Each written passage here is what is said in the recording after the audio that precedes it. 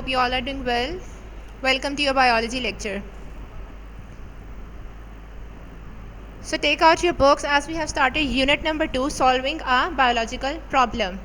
Our topic is study of malaria.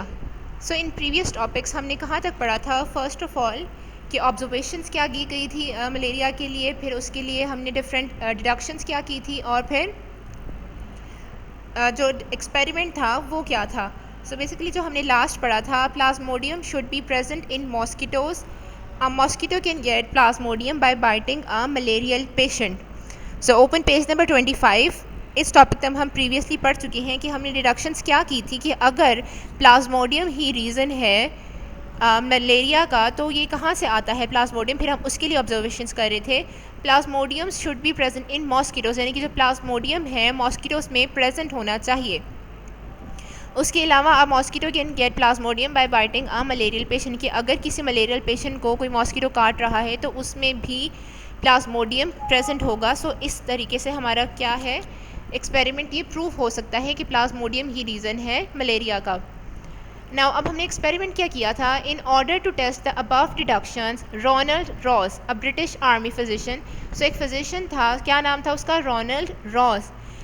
He was working in India in 1880s. He performed important experiments. अब उसने क्या important experiment किया था 1880 में. He allowed a female Anopheles mosquito to bite a malarial patient. So Anopheles क्या है, एक female mosquito का नाम है. You have to memorize it.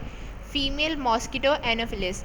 He allowed a female Anopheles mosquito to bite a malarial patient. यानी उसने क्या किया, एक malarial patient को फीमेल मॉस्किटो से बाइट करवाया.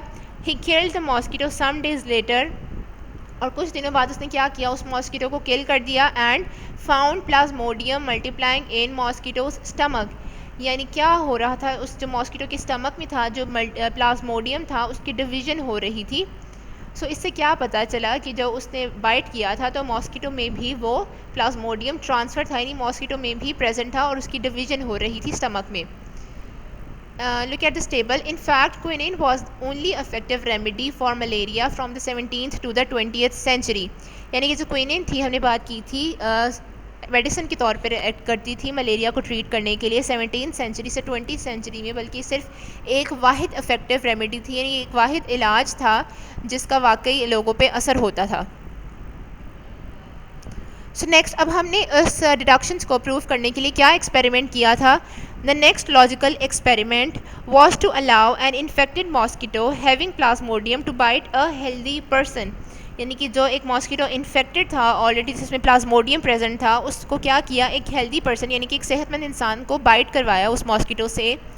इफ़ हाइपोथेसिस वॉज ट्रू, यानी अगर हमारा हाइपोथेसिस जो था वो बिल्कुल ठीक था, the healthy person would have got malaria, यानी कि जो हेल्दी पर्सन है उसको मलेरिया ट्रांसफ़र हो जाना चाहिए था, क्योंकि हमने ये हाइपोथेसिस दिया था ना, Plasmodium is the cause of malaria. तो जब हम उसको बाइट करवाएंगे मॉस्किटो को तो हेल्दी पर्सन में भी प्लाज्मोडियम ट्रांसफ़र हो जाना चाहिए.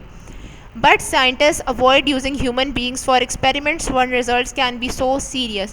लेकिन obviously it is morally and ethically wrong कि अगर आप एक हेल्दी पर्सन है, सेहतमंद इंसान है, आप उसको डिज़ीज़ के प्रोन करवा रहे हो, यानी आप उसको एक मॉस्किटो से बाइट करवा रहे हो ताकि उसमें डिज़ीज़ ट्रांसफ़र हो जाए. सो साइंटिस्ट ने क्या किया, इस चीज़ को अवॉइड किया, ताकि क्योंकि ह्यूमन बींग्स पे एक्सपेरिमेंट करना इसलिए सही नहीं क्योंकि इसका रिज़ल्ट बहुत ज़्यादा सीरियस एंड डेंजरस हो सकता था. सो इंस्टेड उसकी जगह रोनाल्ड रॉस ने, जो फिजिशियन था, उसने क्या किया, ही यूज्ड स्पैरोज मतलब इन चिड़ियों को यूज़ किया, and redesigned his experiments. So he allowed a female culex mosquito.